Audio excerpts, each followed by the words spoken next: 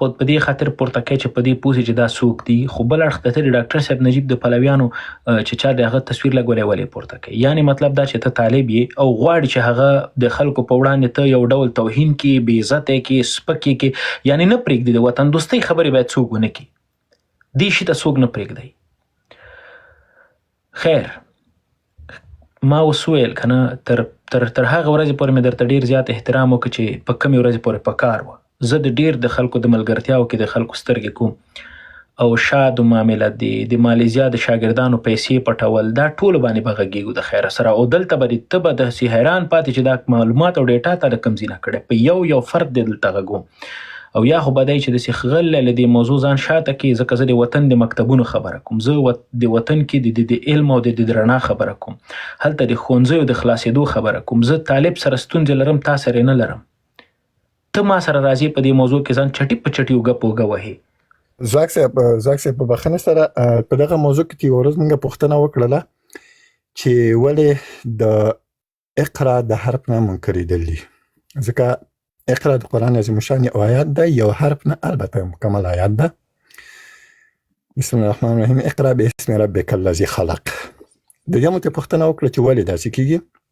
دوی موږ ته دوه خبرې وکړې چې په قرآن عظیم الشان کې دلته ویل شوي دي چې لا تقربوا الزنا، زنا ته مه نږدې کېږئ.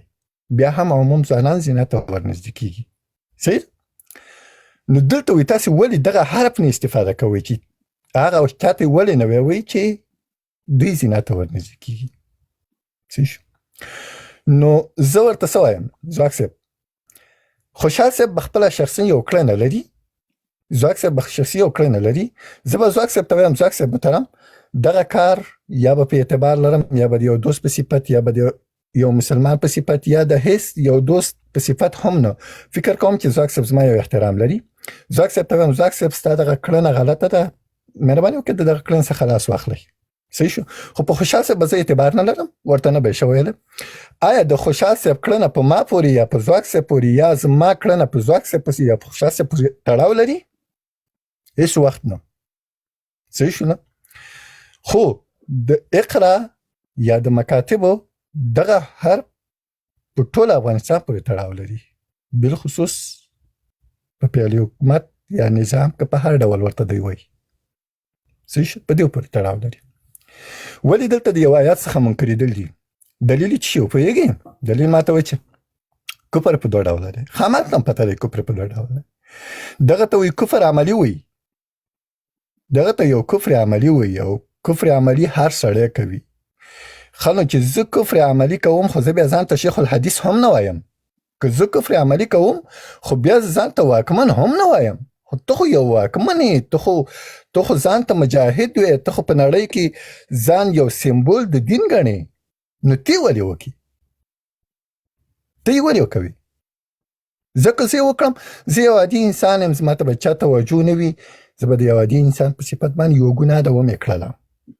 صحیح شو؟ نه راته ځواک صاحب متوجه دی، نه راته خوشحال صاحب متوجه دی، نه راته نوره نړۍ متوجه ده. تا ته خو ټوله نړۍ متوجه ده. ته خو د یو اسلامي حکومتدارۍ دعوه لري په نړۍ کې. نو تی ولې کوي؟ بس وی کفر عملی دی، او کفر عملی د هر چا څخه کیږي.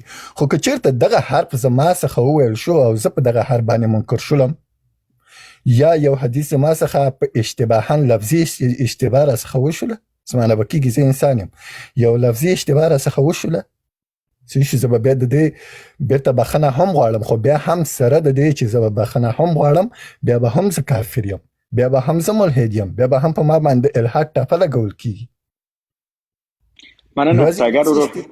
یوازې لفظي بخیر خوشحال صاحب، یوازې لفظي اشتباه له ما څخه نه کیږي، یوازې لفظي اشتباه د ځواک صاحب څخه نه کیږي، د ډېرو غټو علماو څخه شوي.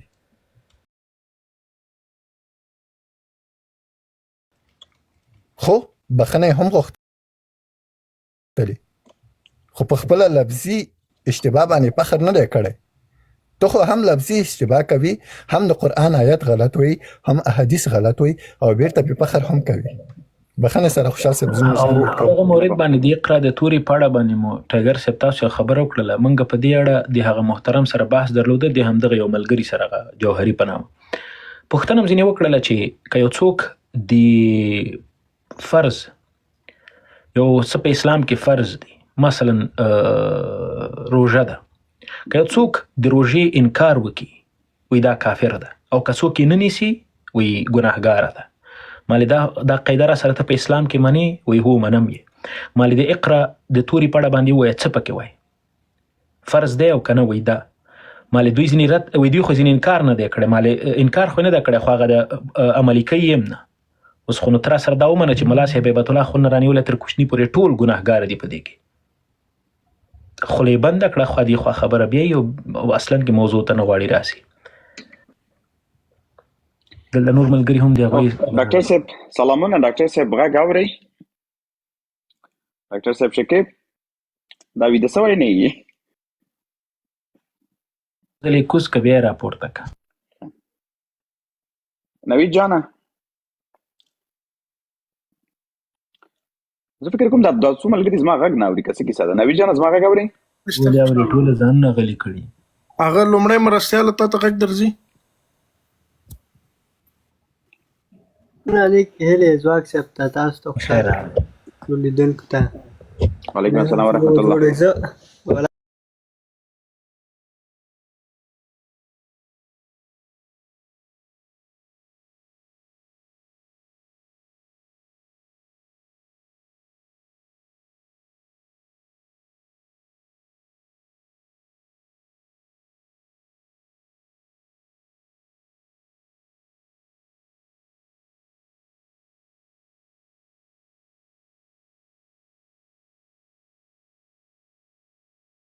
یو اپشن هم راکړل شو کې وته، او زه نوی کالم دی او یو څو بیتونه بیا یم ځواک صاحب ته ډالي.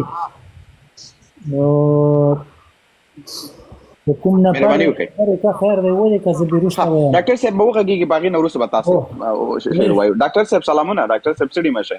وعلیکم السلام ورحمت الله. انشاءالله چې ټول به ښه اوسئ. ما مې کامره ولګوله تر څو صحیح خبرې تاسو سره وشم کولی، او بخئ که لایک چندان نوید جان دا سیستم که جوړ کړي، دوه کمرې غټې سي ښه به سي. دا عجیز ای دلته ګورم که جوړېدو که نه بیا یې ته خپل طرف نه جوړ کړه. اوکې ډاکټر صاحب مهرباني وکړئ، ډېر په خیر راغلي، ډېر ستړي مه شئ. الله دې اجر درکړي قند تاسو ته، تاسو ټولو ملګرو ته چې وسوئ. پرون زه فکر کوم یو لایف راغلی وم، زه ډېر لنډ بحث کوم او زه یو شی وایم ټولو هغه ځوانانو ته چې نن دي، فقط یو موضوع ته ډېر زیات متوجه اوسئ چې ما په دې اړه پرون هم ویلې، ګر چې ویلې ډېری ملګرو ویلې چې ښه نه دي، ځکه په اوسني شرایطو کې نه باید په دې اړه وغږېږي. اما ما ویلې چې که چېرته دا موضوع زموږ ذهنیتونه را خرابوي نو بیا په کار ده چې دغه موضوع ویل شي. په پخوانیو وختونو کې کله چې موږ په جمهوریت کې وو، خوشحال صاحب تاسو په شمشاد تلویزیون کې د یو ویان په توګه وینا، بیا به وخت نا وخت موږ دعوتېدو ځینو ملګرو لخوا، ځینې وخت به تجاران و، ځینې وخت به سیاسون و، ځینې وختونه به چې دی نړیوال ارګنایزیشنونه و. نو یوه ورځ یو بنډار ته چې دی زه دعوت کړی وم، او په دې بنډار کې ویلې چې دغه نړۍ بدلون کوي او موږ چې دی نوو څیرو او نوو ځوانانو ته ضرورت لرو. دوی په هغه انګلیسي ژبه ویلې چې اوس نوې نړۍ چې ده دا د پیسو او د اقتصاد نه ده، دا د انفلوئنس نړۍ ده. لکه هر هغه څوک چې په یو چا ډېره اغیزه ولري هغه سړی به چلیږي، او هغه سړی به چې دی په سیاسي بازار کې اخیستل کیږي. نو دوی ویلې چې مونږ تاسو ته کار کوی شو تر څو تاسو مشهوره کو، د خلکو په منځ کې ځای پیدا کوي، او کله مو چې د خلکو په منځ کې ځای پیدا که بیا به زمونږ ځینې اجنډاوې په تدریجي ډول تر خلکو باندې رسوئ. نو هغه وخت ما ورته ویلې چې والا وروره زه خو ځکه دې شي کې ګډون نشم کوی چې زه په طلوع تلویزیون کوم نه، او په طلوع تلویزیون کې یو ډېر سټریک اصول دی چې که چېرته ته په کوم ګوند کې اوسې، په کوم حزب کې اوسې، په کومه ټولنه کې اوسې، یا کومه هره بله اجنډا ولري او در باندې خبر شي دفتن دې وباسي، په شدت د جریمه کوي او بلک لیست کوي دی. زما استعفا تر اوسه پورې په طلوع کې چا نه ده منلې، نو ما غوښتل په عزت باندې هغه تلویزیون نه راوځم، مالې زه پکې نه یم، زه راووتم. نو د هغې نه وروسته زه په دې پوه شوم چې په افغانستان کې ځینې نوې څیرې فراشوتي راښکته شوې او په خلکو باندې دوه اغیزه درلوده. په مختلفو برخو کې. ځینې پکې سیاستمداره شوه، ځینې پکې چې دی ملایان شوه، ځینې پکې چې دی ساینس پوهان شوه. او دغه چیرې چې کله راغلې او د فتنې په خلکو ځان منل شروع کړه، ترڅنګ یو تولید سره راغلی. مثلا دوی به تاسو ته یو نصیحت کوه، د نصیحت نه وروسته به یې در باندې یو کورس خرڅوه. دوی به تاسو ته یو نصیحت کوه، د نصیحت نه وروسته به یو مرجع درته ښودله چې دلته لاړ شئ ځانونه راجستر کړئ. دوی به تاسو ته نصیحت کوه، د نصیحت نه وروسته به یې درته ویلې چې یاره راشئ فلان کار وکړئ. ځینې خلکو په امازون کې چې دی ډېری خلک غرق کړه، ځینې خلکو چې دی خپل د کورسونو پکیجونه په خلکو باندې په شدت سره خرڅ کړه. ځینې خلکو چې دی په ځینو نومونو ځینې پښتانه د دوی انرژۍ چې دی ورځای کړې. او دا هغه فکري لوبه وه چې زموږ افغانان خو پوهېږي چې دوی په سیاست کې تل ناکامه دي، تر څو چې دوی په اوښ راتله دوی ډېر تاوان کړی و. یعنې زه داسې یو نفر لرم چې خپل پلار ته یې ویلي و چې یاره ته دا کراچۍ چې غریبي پې کوې دا راخرڅه که، چې د امازون یو کورس دی چې دا ما ویلې بس زه میلیونر کېږم. نو سړي هغه د پلار کراچۍ خرڅه کړه، بېرته یې د امازون کورس 50,000 شپږ روپۍ ورکړې. کله چې کورس خلاص شو سړی بیکاره پاتې و. ده ته ویل شو چې اوس بیا راشه د موږ نه کمپیوټر واخله په پیسو، بیا موږ درته مفت انټرنیټ درکوو، زموږ دفتر کې کښېنه، نو بیا به ته میلیون روپۍ ګټې. نو بیا سړی لاړو د خپل کاکا د زوی نه چې دی بیا 18,000 روپۍ قرض کړې وې، کمپیوټر یې اخیستی او کمپیوټر ته ناست ورته ویلو چې ښه اوس دې کمپیوټر واخیستو، اوس یو $500 نور باید پیدا کړې چې امازون کې دوکان خلاص کړې. نو خو ته حساب وکړه که نه چې 6,000 روپۍ ته کراچۍ خرڅه کړې، بیا 18,000 نورې ورکړې، بیا 500 روپۍ چې د امازون کې دوکان خلاص کړې او بیا آخر کې د نتیجه معلومه نه وي تاوان وکړې. ولې دا یوه فکري لوبه وه او دا فکري لوبه تر یو ډېره حده پورې روانه وه، مخ ته تلله. او که په هغې وخت کې ته راتلې په دې اړه د بحث کوو چې یاره دغه شی تاسو خرابوی شي، نو کیدای شي ځینې افغانانو فکر کوو چې یاره دغه سړی بخیل دی، نه غواړي موږ یو ځي ته ورسېږو. خو متاسفانه سره د دې چې ډېری ځوانانو د دې فکري لوبې د افشا کولو هڅه ونه کړه، دوی راغله خپله مبارزه یې شروع کړه. زه صاحبزاده صاحب تاسو ته ښایم ښه هغه په تاسو باندې کوم پروډکټ خرڅوي، خو شاته یې یو عادي پرده سره تاوه کړي، ناست درته خبرې کوي، که دې خوښې شوې واخله، که دې خوښې نه شوې کومه ورځ یې درته ویلي سبسکرایب مې کړه، کومه ورځ یې درته ویلي چې امازون پروډکټ مې واخله، کومه ورځ یې درته ویلي چې زما کورس راونیسه، هېڅ شی هم درته نه دي ویلي. وروره حسیب ځواک دی، راځي خبرې کوي، که خبرې ښې دي که غلطې دي، که وایي چې دا سړی سمې خبرې نه کوي، بلا ورپسې ولې درته دومره مهم شوی دی؟ کورس در باندې خرڅوي، پروډکټ خرڅوي، خلک یې بېلارې کړي. خو دغه نظر خو هر څوک ورکوی شي. زه یو نظر لرم ورکوم، حسیب یو نظر لري ورکوي، صاحبزاده یو نظر لري ورکوي، نور استادان یو نظر لري ورکوي. که زما نظر بېمانا دی، مهم نه دی، ګمراه کوونکی دی، خو نو خلک خو عقل لري که نه؟ نو خو اوس ته خو داسې نشي ویلی چې شکیب ته دې خوله بنده که ستا نظر چې دی سم نه دی، ته خلک ګمراه کوي. واوروره تنا تا عقل یې، نور خلک عقل نه لري، نور خلک فکر نه لري. نو خدا خو صراط المستقیم هر چا ته معلوم دی. که زه ښه شخصیت اوسم خو زه د یو ښه سړي خبرې اورم، که زه بد اوسم هېڅوک زما ذهنیت نشي ښه کوی. بنان خیر مبارزه ولې روانه ده؟ ځوانان مې ولې بدنامیږي؟ په ځوانانو تورونه ولې لګول کیږي؟ چون دوکانونه بندیږي. په ځوانانو باندې چې کوم تجارتونه روان دي دا له منځه کومې پیسې چې هغه ځوان چې 1 روپۍ نه لري په افغانستان کې بیکاره دی، چې کور خرڅوي، کوټه خرڅوي، خپله ځمکه خرڅوي او راځي کورسونو ته یې ورکوي چې د امازون دی او د علي بابا دی او چې سره او شنه باغونه دي، خو هغه سره او شنه باغونه بندیږي. او چې دا سره او شنه باغونه بند شو، ته فکر کوي یو نفر کولی شي په امریکا کې لوکسې بنګلې کې کینی او د مونږ سره چې دی بحث وکړي، مونږ بیا به کړي، مونږ له منځه یوسي. دغه ډالر په امریکا کې خو ژوند ټولو ماجرو ته معلوم دی، ته ترې پوښتنه وکړه. خو ساعت په ساعت به مزدوري کوي، هغه ساعت کې چې خپل اصلي کار نه وي درته وایي لاړ شه کوټه جارو کړه. نو خو څوک پکې کولی شي چې لوکس په وی آی پي اتاق کې په خارج کې کینی؟ دا پیسې د کوم ځای نه کېږي؟ د افغانستان نه د ما د ځوانانو وینې باندې پیسې پیدا کېږي، دلته راوړل کېږي، عیاشي پې کېږي. اوس 2-3 ځوانان چې راجګېږي لکه صاحبزاده، لکه اسید، او دو پروډکټ تولید نه لري، ځکه دوی سره چې دی تجارت نشي کوی، دوی سره کنیکټ کېدی نشي، د دوی ډله کې نشي شاملېدی او ځوانانو ته سم پیغام رسوي، نو دوی باندې د شخصیت حمله کېږي. زه فکر کوم ورونو دا سپک کار دی که هر څوک کوي. زه یو شی وایم، حسیب سره تر اوسه پورې زما واتساپ نمبر نشته، زما د حسیب سره نشته. صاحبزاده بیخي پیژنم نه چې دی څوک. خوشحال سره هم همداسې. ولې متاسفانه باید ووایم چې که یو څوک ځان ته وایي چې زه د حق نه مبارزه کوم یا ماته چې دی د حق مبارزه مهمه ده، بیا د دغې حقایقو ته پام وکړي، بیا د دې مسایلو ته چې دی پوره سنجیده فکر وکړي. یو څوک چې راځي چې یو خبره درته کوي، په آخر کې دې ته وګورئ چې بیا درته وایي چې فلانه شی مې سبسکرایب کړه، بیا درته وایي چې فلانه کتاب واخله، بیا درته وایي چې فلانه امازون ته لاړ شه، بیا درته وایي چې فلانه پکیج واخله، بیا درته وایي چې فلانه دومره پیسې راولېږه چې زه په غریبانو مصرف کړم. که دغه شی یو څوک درته نه وایي او یو پیام درکوي، نو پوه شه چې د هغه پیام داسې دی چې په تا باندې یې زړه درد کوي. انشاءالله چې دغې موضوع ته د دوستانو پام شي، انشاءالله چې حسیب جان دغه موضوع، خوشحال جان او نور دغه موضوع یو شی غواړم ستا په خبرو کې اضافه کړم. ته د ما سکرین لږ غټ کې یو شی زه غواړم تاسو در ښکاره کړم. ګورئ د آنلاین کاروبار خبرې دوی کوي که نه، تاسو ویلې چې تا تر ننه پورې یو د پروډکټ نوم د خپل نه ده اخیستی چې دا واخلئ. دا چې د کم امازان قصې کوي دا نن ما دا په 2021 کې کوه. راځئ چې زه درته نن یو شی د خپل د انسټاګرام دا پوسټ درته وښیم. اول دا کال یې وګورئ، 2021 کال دی ښه، او دا ورته وګورئ. نوم مې شی دی زما د ټیک ټاک اکاونټ د خان، خو به تاسو لیدلی زما د یوزر چې دی د خان دی، او لاندې د لوګو ګورئ چیلنج یور لیمټس.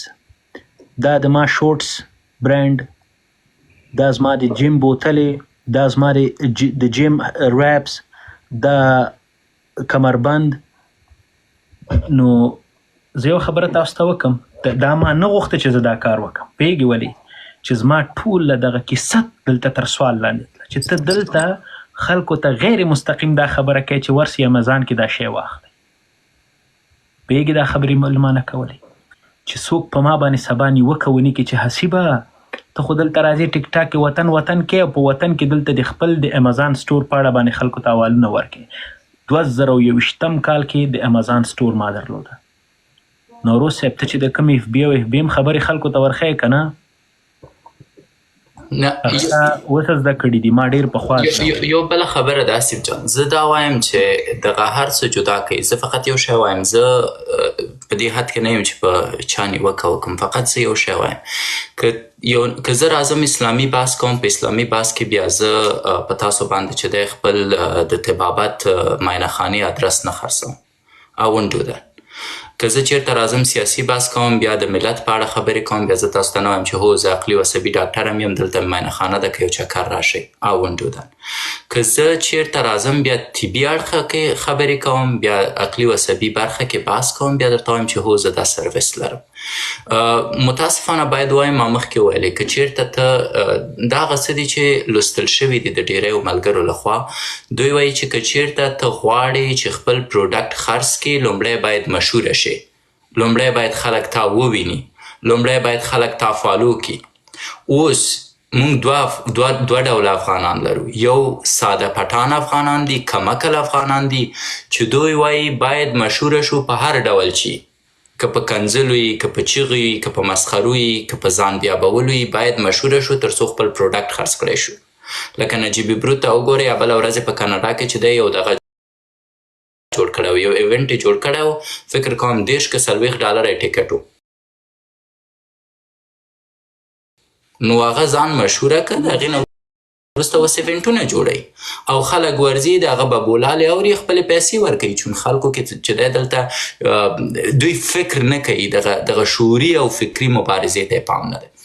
یو بل ډول خلک دی چې په دې اړه ما بسته یو ډاکومنټري په خپل یوټیوب کې جوړه کړې ده چې دې ته د مذهب تجاران وایي. زه بخښنه غواړم ما لطفا زما هغه ډاکومنټري که چېرته څوک لیدی شي ودې ګوري 45 دقیقې ده.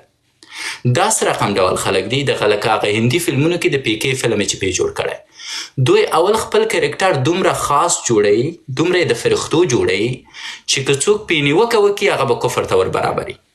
که څوک وایي چې د سړي اشتباه وکړه، وایي په ده دې نیوکه وکړه، په ده دې غږ وکړه، نو هغه سړی به مستقیم کفر حد ته رسېږي. اوس چې کله دا لیول تر دې حده پورې پورته شو، د هغې نه وروسته پرته د پوښتنې د دوی هر څه خلک اخلي، پرته د پوښتنې د دوی هره کړنه چې دی سړی مخ ته وړي.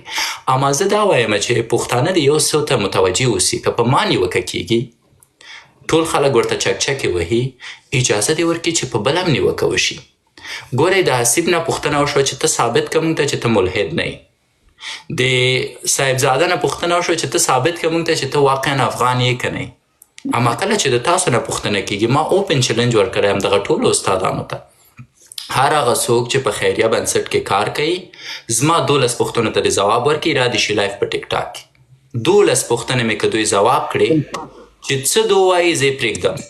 ویډیو مې کړې، لایو راغلی یم، دا چلنج مې ورکړی. شخصي ملګرو ته مې چې دی ورته زنګ والی چې ورور نفر ته وایي چې راشي کیني چې سره یې وګورو. زه فقط 12 پوښتنې لرم، زه تهمت په چا نه کوم، هېڅ هم نه کوم. د خلکو استازی یم، اسلامي خپرونه مې لرله او په دې دغو نه په دې اصولو پوهېږم چې د یو بیان په توګه څنګه پوښتنې وکړم. 12 پوښتنې مې را ځواب کړي، نشته. هغې وخت کې سمن بکمن هم ینفهم لا یرجعون، نه یې اوري، نه یې غوږونه اوري او نه یې سترګې ویني. نو که ته بیا یو ځوان راپورته کوي او د هغه سره چې دی بحث که کوئ، که مناظره کوئ، ما سره یې ولې نه کوئ؟ ځکه زه په 15 کاله په رسنیو کې آموخته یم، اخته یم، زه پوهېږم چې تاسو څه کوئ او په کوم شکل یې مخته وړئ. زه تاسو نه 12 پوښتنې لرم. یا ما ته دا ووایئ چې کله هم تاسو یو بحث ته راځئ، یو خبرو ته راځئ، آیا تاسو د کوم چا پوښتنه جواب کړې؟ ما نه ده لیدلې. نو زه وایم دغه ملګري پاتې دي شي، هماغه خپل پروډکټونه دې خرڅ کړي، د نورو خلکو هغه پاکه مبارزه دا دې نه خرابوي.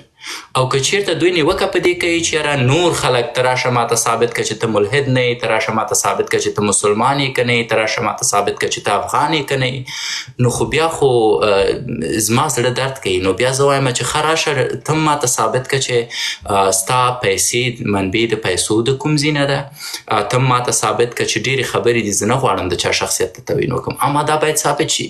بنان داسې نه کېږي وروره چې ته ما په 8 لوټو باندې وهې او که زه یوه لوټه پورته کړم ټول خلک ماته وایي چې ولا ته کافر شوې. دغه ټاپې دې لرې شي.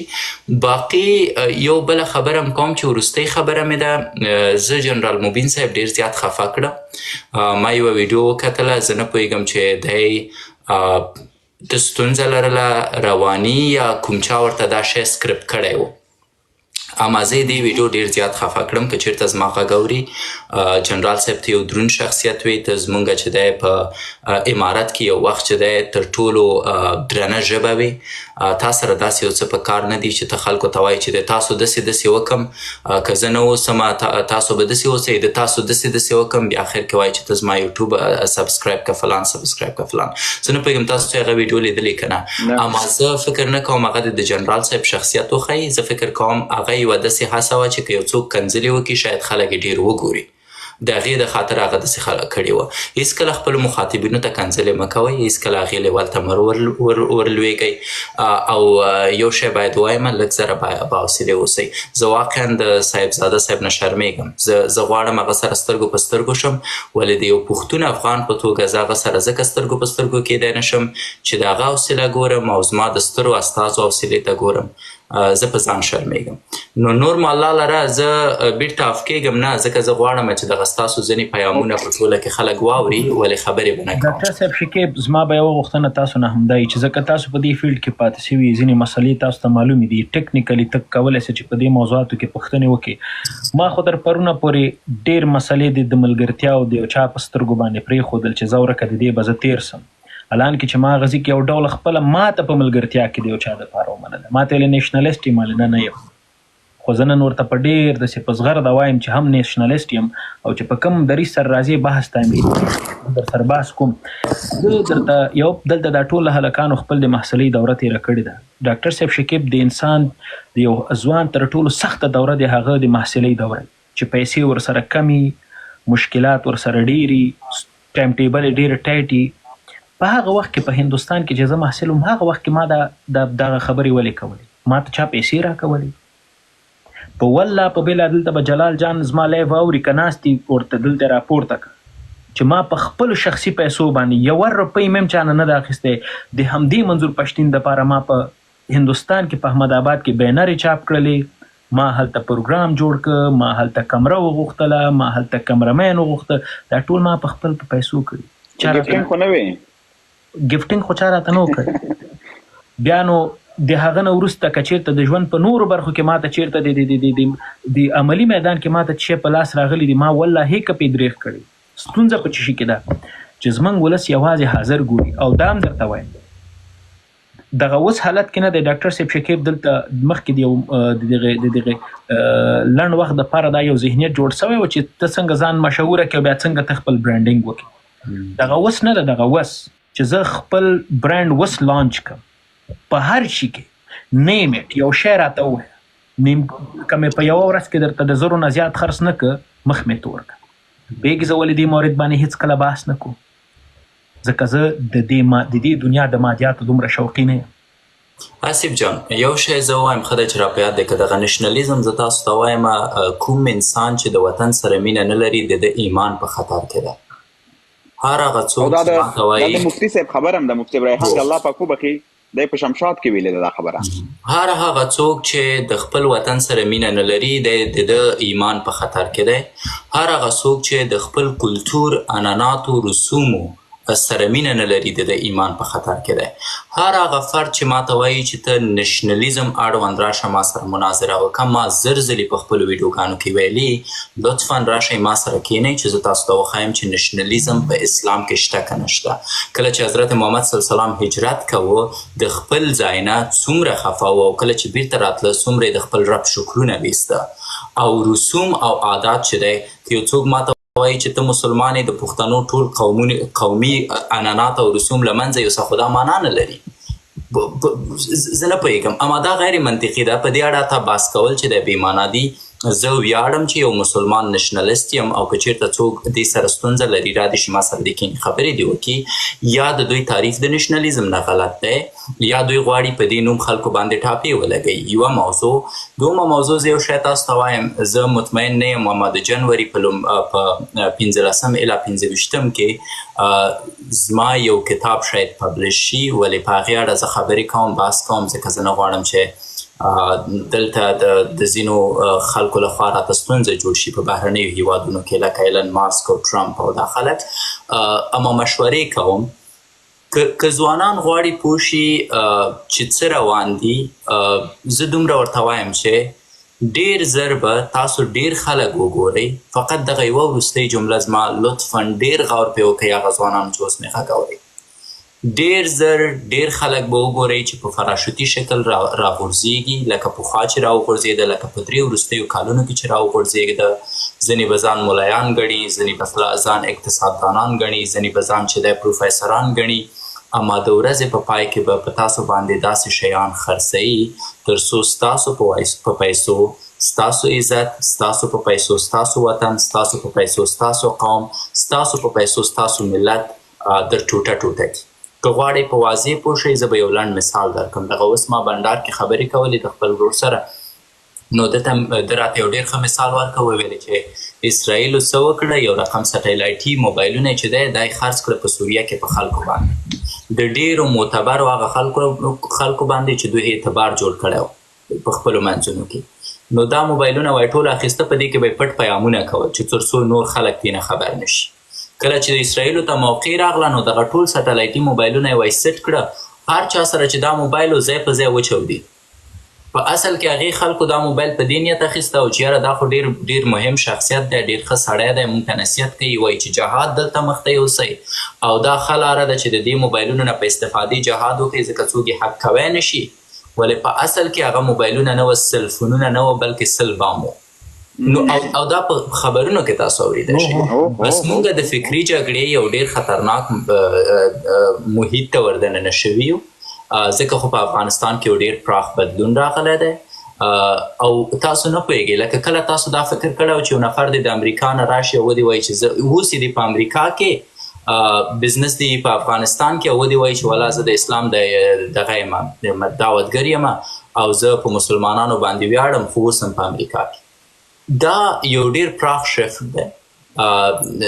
زه نه غواړم زما هیواد د پاکستان په شکل شي، زه نه غواړم د ملا ډیزل په شکل باندې خلک زما په هیواد کې پیدا شي چې ناست اوسي د ایسای سره کورونه او بنګلې داسې چې ته ورته کتی نه شي، سر دې ورته شخیږي او فتوا ورکړي د دې چې لاړ شه شهید شه د اسلام دپاره.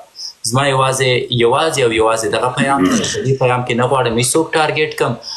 ټول ښه خلک دي، یوازې زه شاید بد انسان اوسم.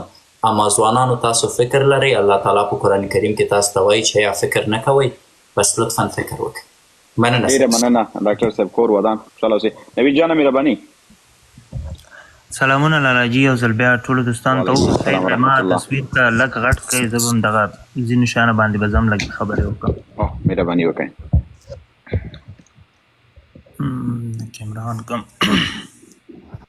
ما تېره ورځ ماسیب سره هم دې په اړه خبرې وکړې. ګورئ، زه تاسې ته ځینې د دوی دا منافقتونه وښیم. دا د عبیدالله حسام صاحب ویبسایټ ده. دلته تاسې ته ښکاري وایي، ګورئ 2 days classes $30.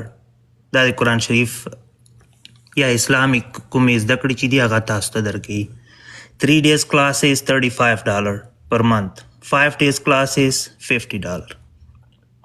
یعنی په اسلام کې څه ضرورت ته چې ته اوس د خلکو نه پیسې پې اخلي؟ خو دعوت هم کوې، اسلام ته خدمت هم کوې، ولې وړیا نه کوې؟ څه ضرورت ته بیا؟ او دویم راشئ دلته محترم نوروز صاحب یولرنا ته راشئ. دلته زه دغه ځینې ویډیوګانې چې تاسې ګورئ دلته تاسو ته وختونه ښکاري، یو 15 ثانیې، یو 3 ثانیې. که چیرې تاسې غواړئ دغه مطالب ټول واخلئ، تاسې باید دې ته سبسکرپشن واخلئ. هغه ټول تاسو ته نه ښکاري او د دې سبسکرپشن قیمت $14 ده. یو سیکنډ نوید جانا، دا یوازې هغه د اډورټایزمنټ دپاره دا لنډ کلیپونه ټوله ویډیو ګوري.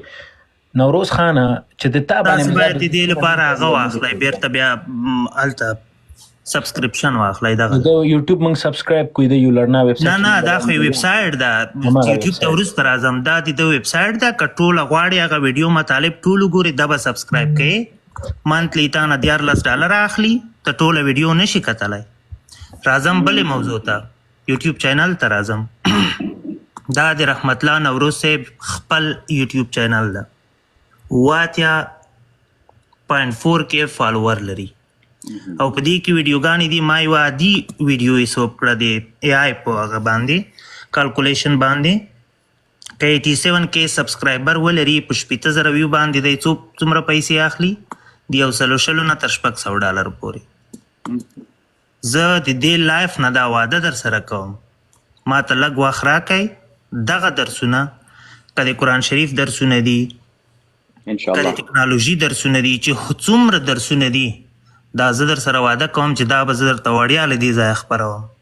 نه له چا یوه روپۍ غواړم، نه له چا کوم امتیاز غواړم، له همدې ځایه به زه تاسو ته دا ټول شیان خپروم. ډېره مننه. ډېره مننه نوید جان. فقط یو شی وایم خوشحال جان، که چېرته قرار وي دغه ورور دا شیان خپاره کړي، زه حاضر یم د عقلي او عصبي برخې مکمل 48 ویډیوګانې په وړیا شکل ورولېږم. فول HD دي، پکې ټول شیان په مکمل شکل باندې شته دی. هر هغه څوک چې رواني او عقلي او عصبي ستونزه لري، هر هغه ویډیو چې دی وګوري، مکمل به ستونزې حلي. او که چېرته هغه مکمل کورس چې زه لرم دا 48 ویډیو د مطالعه کې، نو پوره به حاضر او آماده دی ته چې خپله ډیګري واخلي یا د اقل په خارج کې منټل کوچ شي. انشاءالله. ډېره مننه ډاکټر صاحب، دا ډېره ښه خبره ده. انشاءالله د همدې اونۍ په پای کې موږ د همدې ویبسایټ لپاره چې ټول شیان به رایګان وي، دا ټول شیان د همدې لپاره موږ کړي دي چې موږ غواړو خدمات وکړو، خو په وړیا ډول یې وکړو، نه چا نه پیسې غواړو، نه یې ورته اړتیا لرو. او زموږ څومره ټیم چې دا ټول رایګان دي. دلته زه یوه خبره غواړم یو ځل بیا یادونه وکړم. ډاکټر صاحب شکیب چې په یو څه کې، په یو کار کې صداقت موجود وي که نه، هغه به خدای تعالی دغسې مخ ته بیایي. زه والله په بالله که له دې ویبسایټه خبر یم، او لا والله که زه تر څو پې نه پوهېږم چې دې کې سړی لاګین کېږي او که څه شی کېږي.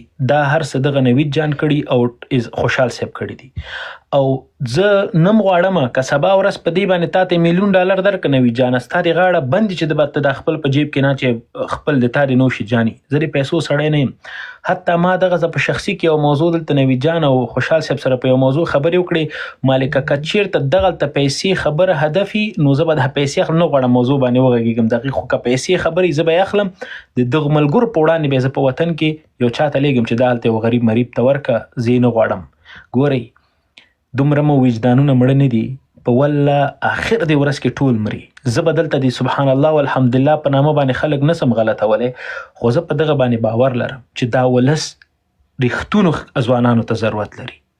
ښه کولی سم والله په بالله چې دغه تا چې کوم بزنسونه شروع کړي دي دقسې زم کولی سم، خو زه په دې خبر یم په دې غریب ولس او په دې خوار ولس او دغونه ساده ولس ته چې په کوم طرف ته بوته در سره روان ده، هر خبره ورته وکړه در سره مني. نو د خدای دپاره د هغو د سادهګۍ او د هغوی د صداقت ته ګټه مه پورته کوه. 15 ډالره د دې سبسکرپشن ده او $15 د سبسکرپشن ده او ونیسه د ما په نامه یوټیوب زما یوټیوب سرچ کا چې تر اوسه پورې ما په نامه باندې 10 یوټیوب پراته دي، خو زه خپل نه لرم. زه د خپل دغه ټیک ټاک اکاونټ نه اخواته زه د دې هیڅ په مونټایزیشن او په دغه کیسو ملا سر نه د خلاص او نه به د دې شي د هغه شاکه بم لاړ نسم. دلیل به چی شي چې دا هر څه چې کو د دې وطن لپاره به کو، د دې خلکو لپاره به کو، ځکه زما د ولس یو ډیر بد ذهنیت جوړ شوی. اوس په چا باور نه کیږي چې چا ورته واده ورکړي همغه غولولی، چې چا ورته ویل چې زه درته خدمت کوم همغه ورسره بې وفایي او بې غیرتي کړې ده. او نن درته زه وایم چې دلته نوید جان دا ویب سایټ جوړ کړی ده، خیر ده که نوم زما ده، خو دا ویب سایټ به دی مخ ته بیایي، دا به دی کې د اسلامي تعلیماتو نه نیولی تر تر تر تر تر طبه پورې په هر موضوع کې به دوی ویډیوګانې کې پکې پوسټ کوي، لیکنې به پکې پوسټ کوي او وړیا فری یو حتی زه به دلته حمزه جانان سره هم خبرې وکم، هغه ته به وایم چې ځینې موارد که ته په ټولنیز مسایلو باندې ته غږېږي هغلته به یې موږ وروره ډایرکټ تا نه اخلو، هلته به یې پوسټ کوو. دا زموږ هدف ده. زموږ هدف د پیسو کوی د برانډینګ او امازان اف بی او اف بی ام او افیلیټ مارکیټینګ او دا قصې مو چې کولې خو په دې ټیک ټاک کې به ما کړي وی. دا خو دا درد چې درته چې په شي درغلی زه په دې خبر یم، خو اوس به له دې وروسته سم حساب کتاب سره کوو او دغسې یو روپۍ به حسابو چې د دې ولسه پیسې چا غلا کړي دي، چا ولس تیروستی ده او چا په واقعي معنا د دې ولس دپاره. او هر دقیقه دا خبره مه کوئ راشي چې عملي میدان کې کار وکړو. عملی میدان کې تا کوم مکتب وړیا مهرباني وکړه ما ته دې وښیه د وړیا څوک دی په مکتب کې وړیا درس وایي خو په ټولو ته پیسې اخلي. داسې یو رقم غږېږي ته وایي چې دا اوس په افغانستان کې 300 مکتبونه خلاص دي، ټول د دې دي او مفت وړیا دولت بس درته پیسې دی هېڅ یو روپۍ هم نه اخلي، خو ټول در باندې خبر یو د هر یو خیریه بنسټ والا سره به نن نه بعد منګورو، نه یوازې ته. اوس خو وروره زه په دې موضوع کې دې ګن کې ورننوتم، اوس طالب نه ډېر زه به تا سره حساب کتاب کوم، طالب به هغه سره به غږېږو خو ته اوس د ما پرایورټي لیسټ کې ته سوي، په تا به ول غږېږو او په تا باندې به زه هر یو کس راولم دلته بر باندې شهیدي وهي چې دغونه یې رانه په د مالیزیا په بورس کې وهلي، دغونه د شاتو معامله کې زه غلط کړم، دا ټول به دلته په دې ولس باندې دلته زه در باندې ګورم. ځکه ما تا ته ډېره حوصله وکړه، ډېر مې در باندې خوا بده سو، ځکه تا ډېر دغه شخصیت جوړونې دپاره تا ډېر کوشش کړی چې زه یو څوک یم احترام راته خلکو کې، دا احترام در نه زه اوس اخلم. ویې ګوره زه لالاجي صرف یو دقیقه غواړم یو څو نورې خبرې وکړم. ګوره هغه ملګرو ته چا چې کمپیوټر ساینس لوستی وي هغې ته پته لګېږي ډومین خپل قیمت لري، ډومین 100 200 300 پورې خپل قیمتونه لري، هغې بیا ډیزاینینګ دا او نور کارونه دي، دې ته ته مجبور یې پیمنټ وکړې، دا مفت تا ته نه درکوي. دغه د ډاټ کام ډومین چې ده دا وړیا نه ده. ما تر اوسه دغه د آصف جان مخامخ ده په دې مسایلو کې موږ هېڅ خبرې نه دي کړي، دا خبر هم نه و، دا ټول کار ما وکړو، ټول ما جوړ کړو او دا یو ځل بیا زه دل تاسو سره واده کوم له دې ادرسه چې ما څومره وس رسیږي، طبي معلومات، قرآن شریف تجوید زده کړه، اسلامي معلومات، کتابونه، چې دا څومره هر څه ته زموږ وس رسیږي له دې ویب سایټه به وړیا خپرېږي، نه یوه روپۍ له چا غواړو. که څوک غواړئ مطالعه وکئ ورشه بیا به دلته موږ به درته لانچ کو، هر څه به پکې مفت وي، یوه روپۍ یو پنس هم دې چا نه اخلو، نه سبسکرپشن ته ضرورت شته نه بل څه ته ضرورت شته، موږ هیڅ چا ته هم ضرورت نه لرو. غواړو د دې هیواد لپاره د دې خلکو لپاره چې څه مو تروسه وي یو څه وکړو، ځکه سبا د خدای په وړاندې به موږ ځواب ورکوو، نو هغه چې پوښتنه کوي موږ باید د خپل وجدان لپاره هم یو څه کړي وي. ډېره مننه. ډېره مننه. استاد ساحل سلامونه، جوړ په خیر سړی مسئ. سلامونه او نیکې هیلې اظهار خوشحال صاحب، آصف خان زواک صاحب، دلته چې څومره ملګري ناست دي ډاکټر صاحب ته ټول ته زما سلامونه. څوک چې ما आवाज اوري ټول زما سلامونه وکړي. وعلیکم السلام ورحمۃ اللہ. استاد دې په خیر راغلی. خوشاله یم سره کور ودان خوشاله وروره. زه ډېر خوشاله یم چې په لومړي ځل زواک صاحب سره په لایف کې راغلی یو. زواک صاحب واقعا په ځوانانو کې دی چې خلکو ته یا خصوصا د ځوان طبقې ته ذهنیت ورکوي، هغه هم د وطن پالنې او د هیواد پالنې په برخه کې. او منګه د ستایو په دې برخه کې اولاد د نور بریا هیله ورته کوو. خو په دې وروستیو کې چې زه دا ټیک ټاک کې زه ډېر لږ وخت کې په دې ټیک ټاک کې خوشحال رور په دې باندې پوهېږي چې زه ډېر لږ په ټیک ټاک کې یم. د ټیک ټاک کې اصلي باسونه حاشیې ته تللي دي، خو دا نور شخصیتي باسونه بدبختانه متن ته راغلي چې کاش کې داسې نه وای. مثلا په دې لایف کې چې څومره باس شوی دی په یو شخص باندې کېږي او بیا هغه شخص باس ته چې ورشي بیا په بل هغه تم په شخص باندې باس کېږي. اصلي مسایل بدبختانه هیر دي. کاش کې موږ داسې باسونه ولرو لکه هغه بله شپه تقریبا 6 ساعته باس چې ما ټول واورېده. هغه کې ډېر مهم مسایل و. یو طرف کې تکړه په علم د علم په ګاڼه سنبال ځوانانو جوابونه ورکول کېدل، بل لوري هم خلک پوهېدل، ځواب ورکاوه او خلکو بیا فیصله کوله چې څوک په حق دي او څوک نه حق دي. زه وایم چې کاش کې دغسې باسونه وشي. زواک صاحب چې په ټیک ټاک باندې ډېر کتونکي لري، ډېر لیدونکي لري، کاش کې چې زواک صاحب دغه زمینه برابره کړي چې دغسې باسونه وشي او ترڅو د ځوانانو ذهن خلاص شي. هغه باس کې یوه موضوع ګوره مطرح شوه چې سوال مطرح شه چې د قرآن نه بغیر بل کوم داسې کتاب دی چې هغه لارې به فيه. ګوره کیدای شي دا خبره په چا باندې ښه ونه لګېږي، خو زما یو ملګری دی هغه په خپل فیسبوک کې لیکلي وه د قرآن نه وروسته وویل تر ټولو مستند کتاب چې زه ورباندې باور ولرم هغه کیدای شي ریاضي واوسي، ځکه چې د ریاضي 2 + 2 = 4 کېږي. خو د قرآن د رالاندې کتابونو کوم محاسبي چې دي هغه هیڅ کله هم یو شان نه وي، هغه کله بخاري راونیسه تر اخر کتابه پورې. نو زه داسې وایم چې که موږ په علمي مسایلو د ځوانانو په منځ کې بحث وکړو، هغې نه ډېر څه زده کوي دغه زموږ ځوانان. دا زموږ ځوانان خپله مجبورېږي چې هغه ریفرنسونه وګوري، هغلته هغه مسایل باندې ښه درست بحث وکړي. اوس نن ما یو بحث کې اورېدل، یو کس د ځان نه ګډ دی، وایي چې 2 ډوله نظامونه دي، چې یو مادي نظام دی او بل معنوي نظام دی. مادي نظام یې جمهوریت وباله، معنوي نظام یې د خپل نظام وباله. تاسو سوچ وکړئ په دې مسله. زه به کوشش وکړم چې عباس ته ورپسې ورشم، زه پوښتنه ته وکړم چې وروره ته چې کومه خبره کوې د معنویاتو او یا د مادیاتو په مورد باندې، ته خو باید ریفرنس په قرآن کې ورکړې که نه. خلکو ته خو وایي چې وروره دا زما نظام معنوي ولې دی، دا بل نظام مادي ولې دی.